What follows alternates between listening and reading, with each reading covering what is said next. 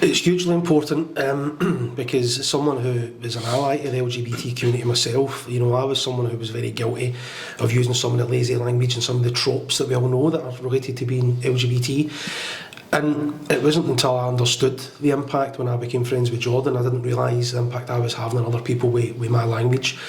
At the same time as using that language, I was someone who would never have assumed himself to have been a homophobe, but I was quite comfortable using homophobic language. And I think that's just something that, you know, is part of our, unfortunately, part of our cultural makeup, certainly in Scotland.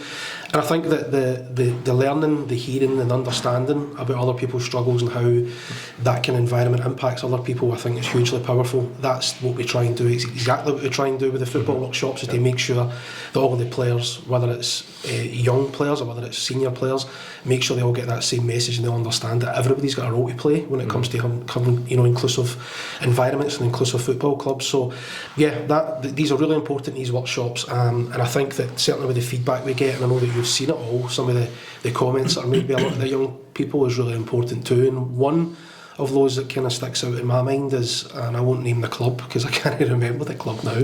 but one of the people had spoken in their written comments that they had then went home and spoken to their brother who was actually gay, but this young person who was probably about 12 or 13 had never spoken to their brother about what it was like being gay, but following that session that we had in the football club, the young person went and done that, and that's hugely powerful and that's hugely important, because